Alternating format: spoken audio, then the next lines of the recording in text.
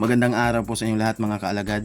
May panibagong bagay na naman tayong pag-uusapan ngayon na matagal-tagal na rin napapansin ng ilang supporters at reactors ni Krishna. At bago natin simulan, ilinawin ko muna. Hindi natin ginagawa ang video na ito para makipag-away sa isang Facebook page. Hindi rin ito personal mga kaalagad. Ang pag-uusapan natin ngayon ay ang klase ng content na inilalabas ng isang page na ang pangalan ay Good Vibes. Nakaramihan ng content mga kaalagad ay tungkol kay Krishna. Sa unang tingin mga kaalagad, parang maganda naman ang pangalan, Good Vibes. At syempre, bilang supporters ni Krishna, wala naman tayong problema kung may isang page na gumagawa ng content tungkol sa kanya. Masaya nga tayo kapag maraming gumagawa ng positive content. Mas maraming taong nakakilala kay Krishna, mas maraming viewers, mas maraming supporters. Pero may isang problema na ilang reactors at supporters na rin ang napapansin. Minsan mga kaalagad, nagiging misleading ang presentation ng content. At kapag sinabi nating misleading, hindi ibig sabihin na lahat ng post ng page ay mali. Hindi rin ibig sabihin na lahat ng ginagawa nila ay masama. Ang punto natin mga kaalagad, may ilang post na kailangang pag-ingatan dahil maaaring iba ang maging dating sa taong makakakita. At ito ang gusto nating himayin ngayon mga kaalagad. Isa sa napapansin ng ilang kapwa ko reactor ay yung paggamit ng photo at text sa isang post. Minsan mga kaalagad may larawan ni Krishna, tapos may nakalagay na text na kapag nakita mo ng walang context, parang may malaking nangyari. At syempre bilang viewer na mabilis lang mag-scroll sa Facebook mga kaalagad, ano ang una mong makikita? Picture at malaking text. Hindi mo naman agad babasahin ang buong context. Minsan hindi mo na rin papanoorin ang original live o video. Kaya kapag ang photo at text ay may ibang dating kumpara sa totoong sinabi o nangyari mga kaalagad, doon nagsisimula ang problema. Dahil ang viewer ay maaaring magkaroon agad ng konklusyon. At kapag nagkaroon na ng konklusyon, comment agad, share agad, at bash agad yung mga basher. At bago pa natin malaman ang buong kwento mga kaalagad, kumalat na ang isang bersyon ng pangyayari. Kaya bilang reactor ni Krishna, ito ang sinasabi natin. Kung gagawa tayo ng content tungkol sa isang tao, malaking responsibility ang paggamit ng larawan niya. Dahil hindi lang naman ikaw ang makakakita ng post. May hundreds, may thousands, at posibleng mas marami pa ang makakakita. Hindi lang photo at text ang napapansin. Minsan naman, caption ang nagiging problema. May isang simpleng pangyayari. Pero kapag nilagyan ng caption na parang may ibang ibig sabihin, nagbabago ang perception ng viewer. At dito natin kailangan maging maingat. Dahil may malaking pagkakaiba ang ito ang nangyari at parang ganito ang ibig sabihin nito. Kapag nag-uulat ka ng isang pangyayari mga kaalagad, dapat malinaw kung alin ang fact at alin ang interpretasyon. Dahil kapag pinagsama natin ang dalawa na parang iisang katotohanan lang, doon pwedeng malito ang viewers. At ang pinaka-apektado, hindi lang yung page, si Krishna, dahil pangalan niya ang ginagamit, mukha niya ang nasa picture, at buhay niya ang pinag-uusapan. Ito ang concern ng mga kapwa ko reactor. May mga pagkakataong isang post ang unang nakikita ng isang viewer. Pagkatapos, doon na nagsisimula ang mga tanong. At kapag hindi maganda ang interpretasyon ng viewer mga kaalagad, bashing na agad kay Krishna. At ang masakit dito, baka hindi naman talaga yon ang intensyon ni Krishna. Baka may ibang context, baka may sinabi siyang iba, baka joke lang, baka simpleng update lang. Pero dahil sa presentasyon ng post, nagkaroon ng ibang perception ang mga tao.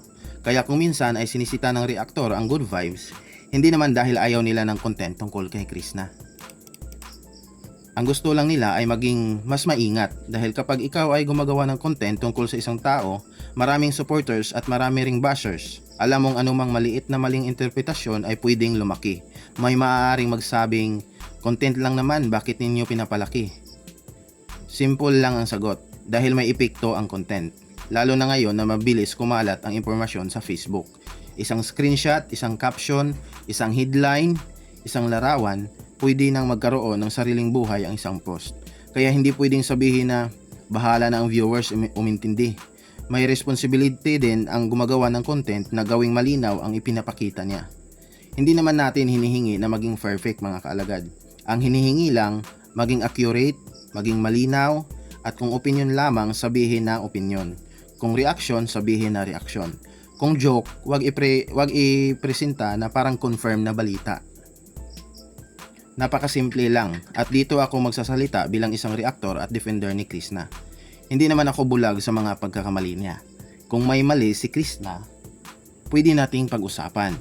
Kung may kailangan siyang matutunan, sabihin natin. Kung may desisyon siyang hindi magandang tingnan, pwedeng magbigay ng opinion. Pero gusto natin yung fair. Hindi yung maghahanap tayo ng paraan para palaging magbukhang masama ang isang tao. At lalong hindi yung gagamitin natin ang pangalan niya para gumawa ng content na maaaring mag-trigger ng unnecessary bashing. Dahil sa huli mga kaalagad, hindi naman tayo ang direktang makakaranas ng epekto.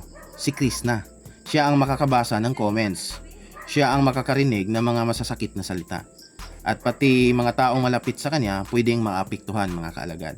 Kaya sana, think before you post. Maganda ang pangalan ng page, good vibes, pero sana, ang tanong din natin, good vibes ba ang nagiging epekto ng content? Hindi natin pinag-uusapan ang pangalan. Ang pinag-uusapan natin ay ang epekto. Kung ang isang post ay nagdudulot ng tawanan, suporta at positivity, magandang bagay yon mga kaalagad. Pero kung ang isang misleading na photo, text o caption ay nauuwi sa misunderstanding, away at bashing, siguro kailangan nating huminto sandali at pag-isipan kung paano natin ipinapakita ang content. Hindi ibig sabihin na tumigil ka na, hindi ibig sabihin na huwag ka nang gumawa ng content tungkol kay Krishna. Ang ibig sabihin lang, mas maging maingat. Kung sakaling makarating mga ito sa admin o gumawa ng content ng good vibes, hindi ito personal na atake. Actually, gusto ko nga sanang tingnan ito bilang constructive criticism. Dahil kung marami kayong gumagawa ng content tungkol kay Krishna, ibig sabihin interesado kayo sa kanya. At kung interesado kayo sa kanya, mas maganda kung ang content ninyo ay makakatulong sa kanya at hindi yung sinasadyang naging dahilan para lalo siyang mabash. Bago mag-post, baka pwedeng tanungin muna, tama ba ang context? Tugma ba ang caption sa totoong sinasabi? Kapag nakita ito ng taong hindi pa kilala si Krishna, ano ang magiging impresyon niya?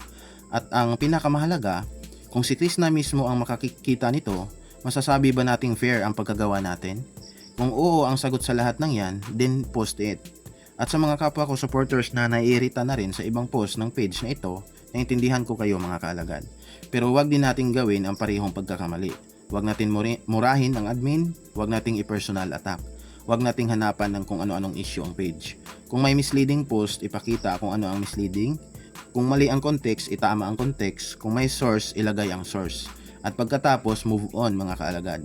Dahil ang goal natin ay hindi makipag-away. Ang goal natin ay protektahan ang tamang impormasyon tungkol kay Krishna. At ito ang gusto kong tandaan ng lahat mga kaalagad. Hindi masama ang gumawa ng content tungkol kay Krishna. Hindi rin masama ang mag-react. Hindi masama ang magbigay ng opinion. Hindi masama ang maging supporter. Pero may boundary tayo na dapat respetuhin. Huwag nating baguhin ang kwento para lang maging interesting ang content. Dahil ang buhay ng isang totoong tao ay hindi teleserye. Hindi natin kailangang gumawa ng twist para lang dumami ang views. Hindi natin kailangang gawing controversial ang isang simpleng pangyayari, mga kaalagad.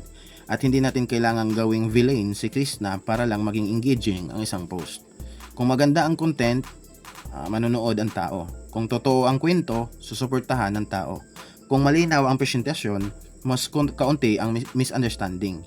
Kaya good vibes page, kung sakaling mapanood mo man ito, hindi ito declaration of war, hindi ito paninira, at lalong hindi ito personal. Isa lang itong paalala mula sa isang reactor at supporter ni Krishna.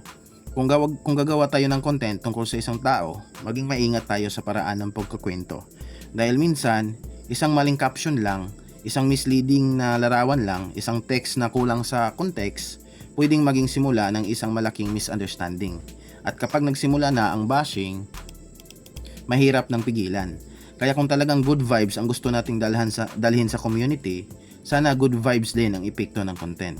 Hindi kailangan perfect, hindi kailangan walang criticism, ang kailangan lang fair, malinaw, responsable at higit sa lahat, may respeto sa taong pinag-uusapan. Dahil bilang mga reaktor at supporters ni Krishna, hindi naman namin hinihingi na lahat kayo ay pumanig sa kanya. Ang hinihingi lang namin, kung pupuna kayo, punahin ng tama. Kung magkukwento kayo, ikwento ng buo. At kung gagamitin ninyo ang pangalan ang mukha ni Krishna sa inyong content, sana wag nating kalimutan na totoong tao ang nasa likod ng pangalang yon. Good vibes tayo mga kalagad. Pero tandaan natin, ang tunay na good vibes ay hindi yung maraming views lang. Ang tunay na good vibes ay yung kahit maraming nakapanood, wala tayong sinadyang sirain, lokohin o iligaw.